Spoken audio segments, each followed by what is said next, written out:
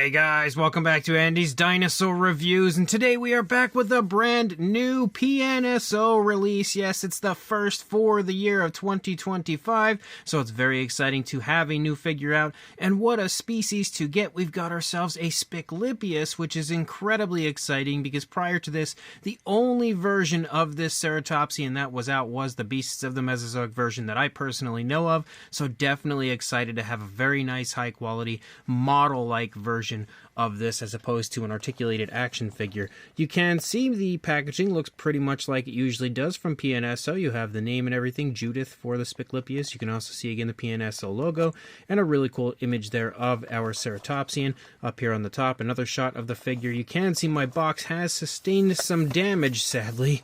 Definitely was crushed a little bit in transit thanks to the postal service, but hopefully the figure's okay. Seems like it's not too bad, so it should be alright. So let's pop it open and check it out. So of course, as always, contained within, we've got ourselves a poster. So we'll see who we've got going, or well, not who, but what we've got going on, because we can definitely, rest assured it is the Spiclypeus. So basically a little dino toy photography, which is definitely nice. We've got a nice wooded area with the Spiclypeus kind of walking through like a little swampy area. Very cool image, even though the light is currently trying to absolutely decimate it when it comes to the glare. You can kind of get a shot of it now. I had to pull the camera back. There we go. Now we can see a nice, better, less sort of glare. There, definitely right there. There it is. So there you can get a good feel for what the poster looks like. Again, as always, really nicely done.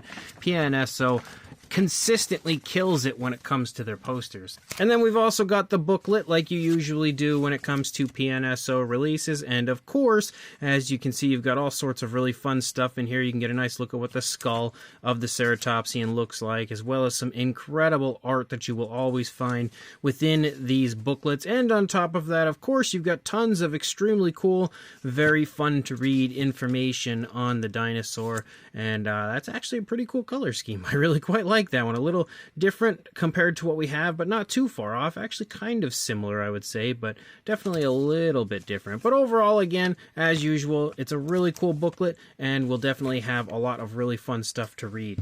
And then we've got our Spiclypeus itself, and as you can see, in typical PNSO fashion, they have definitely done a great job on this figure. Let me go ahead and just readjust the camera here. So there you go, you can see our Spiclypeus, and again, I think overall it looks really nice. The color scheme is actually pretty cool. Again, for the most part, it's quite natural, not super flashy or anything, but the striping definitely gives it an element of flashiness. And of course, once you move up into the frill of our ceratopsian, there is definitely some really vibrant blues in that area, which look really nice. That's definitely, the flashiest area, pretty much where you would expect it to be flashy for this ceratopsian. So let's just go ahead and bring it up nice and close, get a nice closer look. You can see, starting here in the head sculpt, as always, it is overloaded with gorgeous skin texture and scale detail, and you can see quite a bit of variation of color to this one, as you've got like some nice greenish tones, you have like some sort of pinkish or orangish tones in here, as well as some darker grays and darker variations of browns. Lots of variation of color applied to the face of our Spiclypeus, definitely creating a very nice realistic look. We can see a yellow eye with a black pupil and a nice gloss coat over the eye area, giving it again a nice eye shine. And of course the horns are painted quite nicely with some light brownish, kind of like orangish brown tones actually, and then some darker browns basically as you lead out toward the tips of the horns. And it also kind of starts out with a darker brown, like you can see it right here. Definitely starts out with a darker brown, transitions very smoothly to that orangish sort of brown, and then to a darker brown for the tip, and that looks really good. And you can see again some really nice texturing to the horns themselves. Same deal for the beak. You can see the beak features almost those same similar tones of color, but we do have a really nice darker brownish tone for the tip of the beak and everything. You can also take note to the nostrils right here, as well as, again, all sorts of variation to the scales and slight skin detail, like slight wrinkling and stuff, especially in the mouth area of our ceratopsian, which looks fantastic. We can also see that there is a wash present, kind of a dark wash, and you can really see it right here when it comes to these scales on the underside of the lower jaw. I feel like that area is nicely highlighted with that darker wash. As you move up here into the top of the head and up into the frill, we can, of course, see some nice vibrant vibrant blues leading over the top of the head as we extend up into the frill itself. We basically have like some scoots that move up the center of the frill, and they are also given the bluish coloration, and then there's this really cool blue sort of a patterning here on each side of the frill moving up, which does look really cool. And again, you can definitely see how impressive the scales are as you lead up. Man, oh man, the scale detail on this might be some of the nicest to come from PNSO yet. We also have more of the blues as you lead up here into the top of the frill, up into the horns up here on the top. You can see again a little bit more of that bright, really quite vibrant blue, which definitely plays off of the overall darker tones of the frill quite nicely. But there are definitely variations of browns within the frill, like you can see darker browns following along the edge, another variation of a darker brown basically running through here, but then you've got a slightly lighter brown, and you can even see lighter tones compared to everywhere else right there. So that looks really good. Again, PNSO always gives you like the highest quality paint jobs, especially nowadays. I feel like their paint jobs have never been better. As you move further into the neck and throat, you can see the skin wrinkling and folding and stuff, especially down here. You can see the throat itself, even some light pinkish tones starting to pick up on the underside of the neck and throat region. As you move up into the side of the neck, we can see some tensing and everything, as well as, again, very vibrant scale detail. We also start to pick up the patterning, and there is a darker tone that runs over the spinal column, which we can definitely take notice to right here, following along the back of the dinosaur, and then the brownish kind of patterns basically extend out and run through that area. And I love the striping effect that we have on this one. It just looks really cool. It almost kind of feels a little zebra-like as far as the way the patterning looks. And they've done an excellent job of applying a nice dark wash to the figure, definitely helping to pop a lot of the scales. And again, you can see just how incredibly crisp the scale detail is. We also have osteoderms all over the body as you move along. And again, that patterning is really well done. It's quite small as far as the lines and stuff, but it's extremely smooth as far as its application.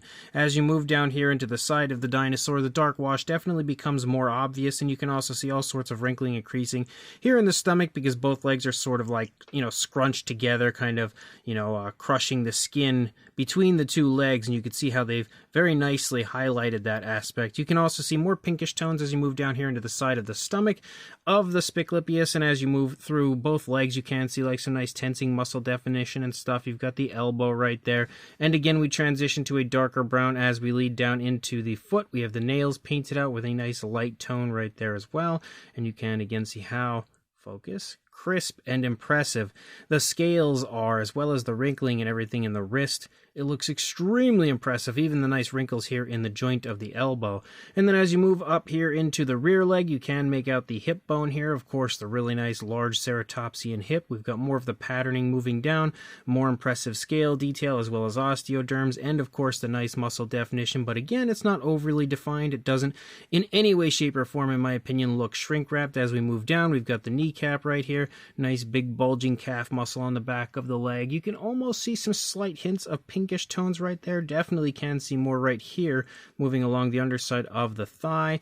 Again, we transition to a darker brown as we move down into the foot, and you can see the nails and everything. The ankle nicely sculpted as well. And then we lead back up. You can see the skin sort of stretching off of the thigh leading into the tail because the leg is taking a step forward, really stretching the skin. So as always, very nice attention to detail on the part of PNSO. And as you lead out into the tail, you've got a nice slight curve to the tail as it leads along, quite elegant. You also have a striping effect that follows along through the tail, as well as again some more scales and more osteoderms as you lead out that are exceptionally crisp. Nice skin wrinkles and stuff back here behind the thigh as well. As you move along the underside, you can see the cloaca. I like that that's highlighted with a pinkish tone, and you can also see some pinks on the undersides of the thigh, as well as again really nice dark wash that's been applied to the underside, definitely helping to pop the detail. It's like a super subtle dark wash, but it works perfectly. And we can see more of the pinkish tones and stuff following along the undersides of the legs and the lower part of the stomach as you lead along. And then when we take a look at it from the opposing side, obviously the other side is the more dominant side in my opinion because the dinosaur's turning its head in that direction. So you can again get a nice look and feel for the head sculpt and everything and how nicely painted and sculpted it all is. It looks absolutely fantastic. As we move back, we can see the neck a little better because the neck is kind of now, well, the head's turning away from us, extending the neck. So we can just generally see it a little bit better, and you can get a better look at the scales and everything, as well as the tensing of the neck. We can also start to see the patterning pick up, and I like how it kind of like creeps in really light and then kind of becomes to get a little bit darker as we move further back into the body. We can even see a little variation of color there to the back of the frill, again with some lighter variations of browns. Now the biggest difference on this side compared to the first side is obviously going to be the positioning of the legs. The legs are a little further apart, so we don't see quite so much kind of like wrinkling and creasing in the skin in the stomach because the legs aren't really pushing into the stomach or anything like that. But we can see how this foot is basically kind of in the process of taking a step, which looks really nice, definitely adding a little bit of life to our ceratopsian. This foot is currently planted, but will probably be picking back up off of the ground here any moment, so it can continue to walk along. And again, the detail, the paint, everything looks absolutely gorgeous on this side, just as it did on the first side. So without a doubt, another excellent ceratopsian from PNSO. As far as a size goes, for a length from the tail to the snout, you are looking at about 6¼ inches or around 16 centimeters, and then for a height, about 3 inches or 7½ centimeters. For a size comparison, there is Mr. Papo T-Rex, the Attack Pack Colovosaurus, Robert Muldoon, and the Collect Day Human Being next to our Spiclypeus from PNSO,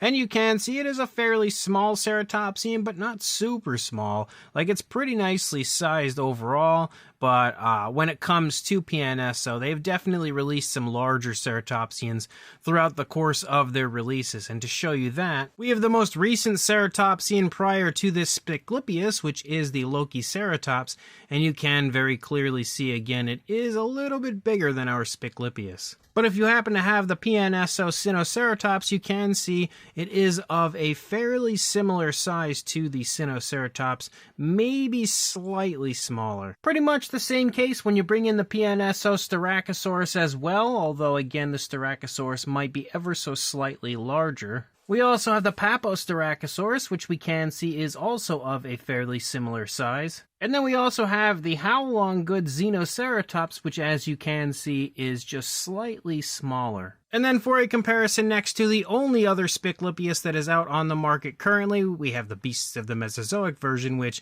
very obviously and quite clearly is a significantly larger figure, but they do look super cool next to each other, no doubt about that. So this brand new PNSO Spiclypeus is definitely another gorgeous release from them. Again, they always hammer out incredible figures, and they have slowed down a little bit over the last few years when it comes to their releases, but I feel like their releases have never been of a higher quality. So even if they have, slowed down a little bit as far as the sheer amount of releases they have coming out, they have some of their best work ever that continues to come out, and you can definitely see that when it comes to all of their recent releases. But of course, looking at this Spiclypeus here specifically, again, the sculpt is amazing on this, but the paint apps on this are really nice and really smooth. You can just get I think a sense of how PNSO has really just overall perfected their game when it comes to the paint applications of their figures. They've just utilized